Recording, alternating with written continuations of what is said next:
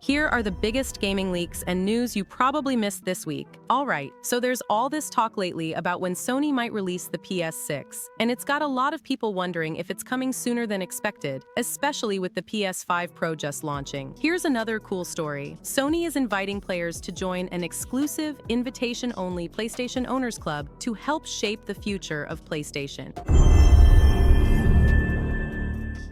Hey, do you want to hear a crazy PS Plus story? One forward-thinking PlayStation fan has spent upwards of $2,000 on 24 years worth of PS Plus to avoid increasingly common price hikes. Reddit user On Reddit in Class said they decided to stack PS Plus subscriptions until 2048 because of the absurd price increases the past few years. They plan to be gaming the rest of their lives, so decided it would save a good bit of money. A PS Plus Essential subscription cost $79.99 per year. So, 24 years worth costs $1,919.76. Then, Sony was kind enough to offer the player an 89% discount to upgrade to a premium subscription in a bizarre loophole, charging just $199.99 instead of $1,889.75, meaning it came to $2,119.75 altogether. So, over the weekend, Rise of the Ronin got its latest update, version 1.08, and it added support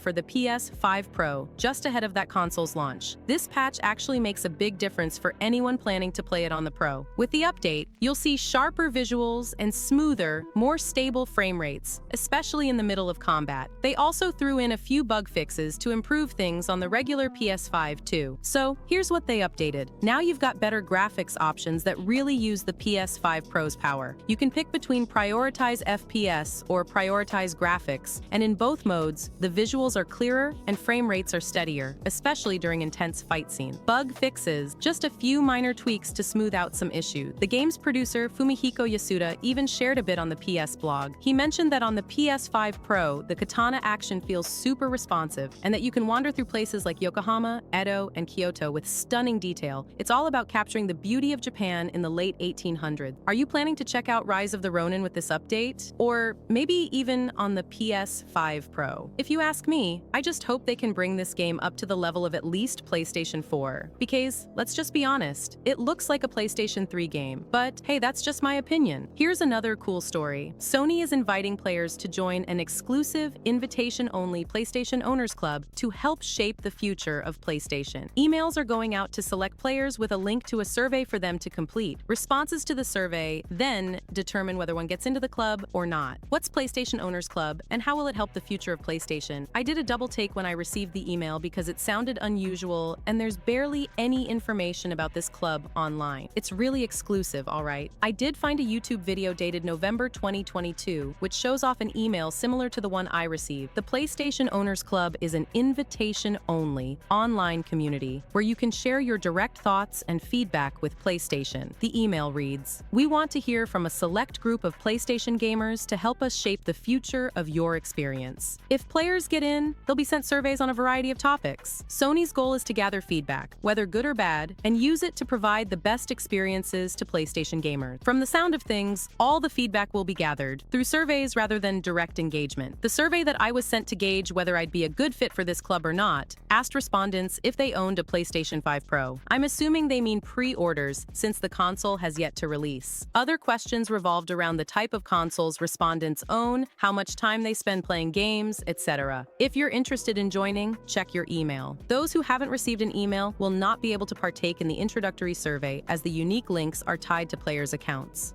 Here's an update on Days Gone Remaster and sequel. This news comes straight from Gaming Bolt, and I quote, "Good things fail, even video game. Gravity Rush, Arcane Austin, the Sega Dreamcast for perceived low sales and substandard execution respectively. Or in the Dreamcast case, a litany of issues including high competition and a difficulty to procure profit. No matter how good these games, studios, or consoles are, they're destined to fail for one reason or another. This is the reality Days Gone, and its legion of fans are facing. Except, unlike the example examples just given Days Gone sold well, brought fresh ideas to the open-world genre, and, in developer Ben Studio, has a solid team behind it, a collective demonstrably capable of producing top-tier games, a team that made the game they wanted to make. Now past is Sony's September State of Play, gone without a whiff of Deke's motorbike exhaust fume. Despite heavy rumors, PS5 Remaster is right around the corner. These rumors began innocuously, as they always do. Commenting on X, VGC host Jordan Midler responded to Jeff Grubb of the Game Mess Mornings podcast, who was touting a game less exciting than Horizon Zero Dawn is slated for remaster, with an announcement coming during September's State of Play. Midler's response to Grubb suggested former Ben Studio creative director John Garvin would be irked by this summation, given how unimpressed he was that Deacon St. John's image was used to sell copies of Astrobot. As it happens, Grubb may have been referring to other remasters. Harsh, if so. Or he was fed dud information. Whatever the game behind his claim, it wasn't related to Days Gone. We heard nothing. Not a remaster, remake, enhanced edition, or, as has grown increasingly unlikely, a sequel. Although regarding sequels, it's well established by now that Days Gone 2 isn't happening. Cast your mind back to before these State of Play rumors emerged back in June 2024. Ben Studio community manager Kevin McAllister publicly apologized to Days Gone's fans as, according to him, they'd been getting fed false hope and poor information by people looking for likes, although he stopped short of mentioning any of the individuals by name. The upshot, nothing new is in the works for the series. A sequel isn't forthcoming, and for anyone to suggest otherwise is plainly being unfair on the fan base who are anxious for a return joyride through verdant, zombie-ravaged Oregon. The question really is, why have Sony distanced themselves so much from the game? Over 7 million sales and a legion of fans anticipating a follow-up, not to mention the game ending on a cliffhanger. It seems nonsensical for Days Gone 2 not to become a reality. Yes, the game was dealt a poor critical reception upon release owing to a slough of bugs and glitches, but these have largely been resolved. Maybe, in this current climate, one in which Sony are still pursuing live service opportunities, Days Gone 2 is merely shelved for now. Remember though, nothing official is being worked on. Ben Studio themselves are currently developing a live service open-world game, but like Remedy and Alan Wake, history tells us that sequels can come years after their predecessors. So if a Days Gone sequel does ever emerge, would an enhanced version of the original help or hinder? Before we get into that, it's worth pointing out that a PS5 version of Days Gone already exists, one that targets up to 60 frames per second with dynamic 4K resolution. A PS5 Pro version, as is more likely than a remake or remaster at this stage, isn't outside the realms of possibility, and it'd be more worthwhile than a simple remaster given the PS5 version already out there. However, an enhanced version that sits somewhere between a remaster and a remake could prove quite successful, even if it is a little fanciful at this point in time. Horizon Zero Dawn's upcoming remaster, lambasted at first but showing signs of acceptance, is doing more than bringing the 7-year-old game up to the same graphical fidelity as its sequel. Over 10 hours of conversation has been re-recorded, motion capture has been improved, and character models and animations have been upgraded. Dead Rising Deluxe Remaster harbors numerous quality-of-life improvements, updated controls, and refined, more intelligent NPC AI, alongside the usual licks of graphical paint. The Last of Us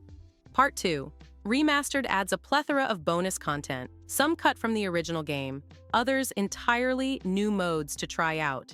This approach could be taken with Days Gone, should this hypothetical enhanced edition ever come to fruition. Alright, so there's all this talk lately about when Sony might release the PS6, and it's got a lot of people wondering if it's coming sooner than expected, especially with the PS5 Pro just launching. You know how Sony has followed a pretty steady rhythm with their consoles? Like the PS3 came out in 2006, then the PS4 in 2013, and the PS5 followed in 2020. That's roughly a 6 to 7 year gap each time. So if they stick to that timeline, we're probably looking at a late 2027 release for the PS6. However, there's a chance it could even come out as early as 2026 if Sony wants to stay competitive. Microsoft is gearing up to launch their next Xbox in 2028, so Sony might want to get a head start again, kind of like they did with the PS4. If you just picked up a PS5 Pro, you might be wondering if all this talk about the PS6 coming in just a couple of years is too soon. I mean, it makes sense, right? Nobody wants to drop cash on the latest Pro model only to have it replaced by a new generation. But honestly, I wouldn't worry too much. Even if the PS6 is announced in, say, 2026, the PS5 and PS5 Pro would still have solid support for at least a few years after that. Look at how long the PS4 kept going after the PS5 came out. They're still releasing games for it. Now, about the PS6 itself, there's a lot of speculation around what it could bring to the table. People are hoping it will support 8K gaming, even though 8K TVs aren't super common yet. Maybe through an upgraded